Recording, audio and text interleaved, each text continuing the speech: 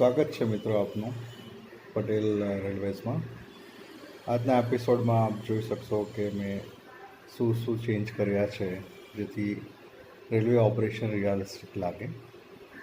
તમે જોઈ શકો છો કે ટ્રેક એલિવેટેડ છે, સ્ટેશન એડ કરેલ છે, સિગ્નલ પણ એડ કરેલ છે. તો આ એપિસોડમાં આ કેવી રીતે બધું મૂકેલ છે અને એનો ઉપયોગ શું છે એ તમને બતાવું છું.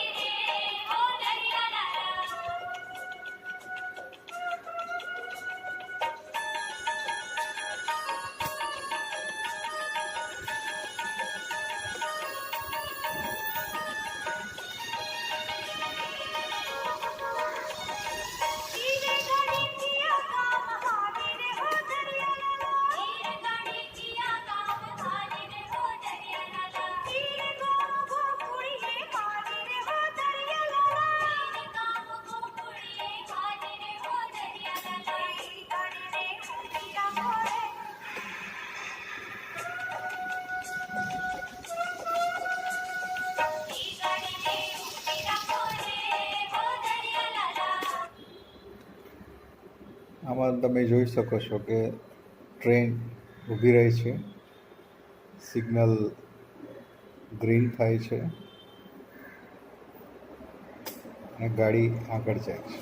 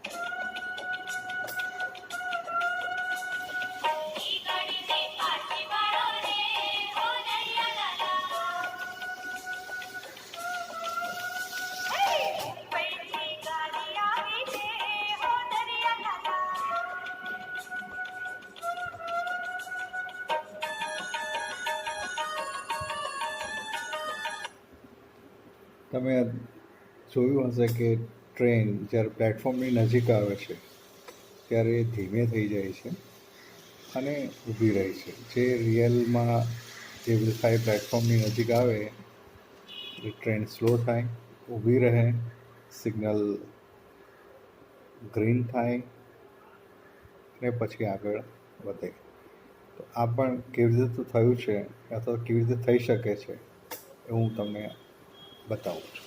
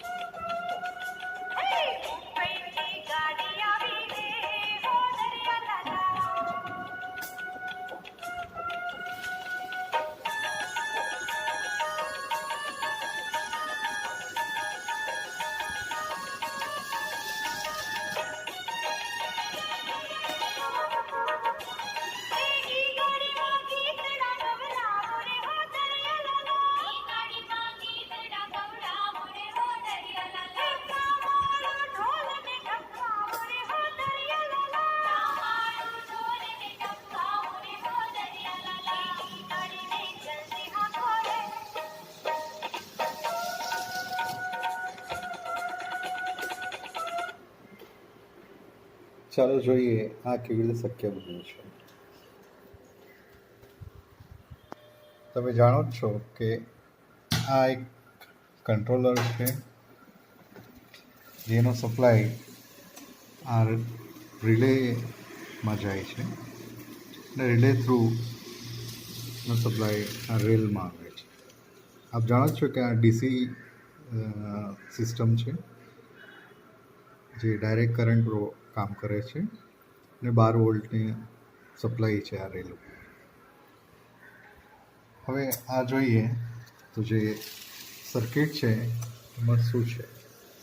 અહીંયા આપ સ્ટેશન જોઈ રહ્યા છો, ત્યાં એક IR સેન્સર છે, ઇન્ફ્રારેડ સેન્સર, જે ટ્રેનની મૂવમેન્ટ બતાવે છે, ડિટેક્ટ કરે છે અને એનાથી આ બે રિલેને સપ્લાય જાય છે. આ રિલે એ પાવરને મેનેજ કરે છે અને આ રિલે સિગ્નલને મેનેજ કરે છે.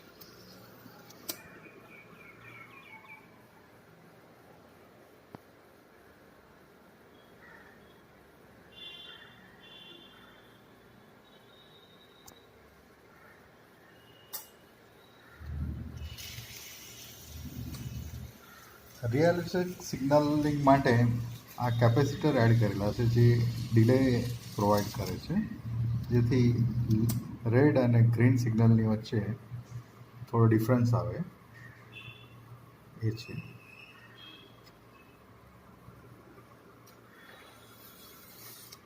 અને તમે જોયું છે કે ટ્રેન સ્લો થાય છે પ્લેટફોર્મને નજીક આવે છે ત્યારે.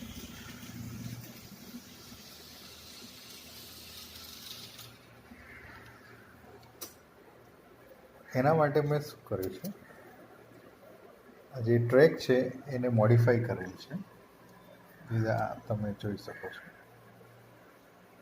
આની અંદર મેં ડાયોડ સિરીઝમાં મૂકેલા છે અને જે ટ્રેકનો જે છે એને અહીંયા બ્રેક કરેલ છે, જેથી આ બે ટ્રેકની વચ્ચે ડાયોડ આવે અને ડાયોડથી એને સપ્લાય મળે છે. એની લીધે દરેક ડાયોડ જે 0.7 વોલ્ટ ડ્રોપ કરે છે અને આમાં 5 ડાયોડ મેં કરેલા છે, એટલે 3.5 વોલ્ટનો ડિફરન્સ થાય છે. આવી જ સર્કિટ મેં અહીંયા પણ મૂકેલ છે, જે સ્ટેશન પૂરું થાય અને સિગ્નલ પછી છે, જેથી ફરીથી ટ્રેનને એને જોઈતા વોલ્ટેજ મળી રહે છે, એટલે ફરીથી અહીંયાથી એ સ્પીડ પકડે છે.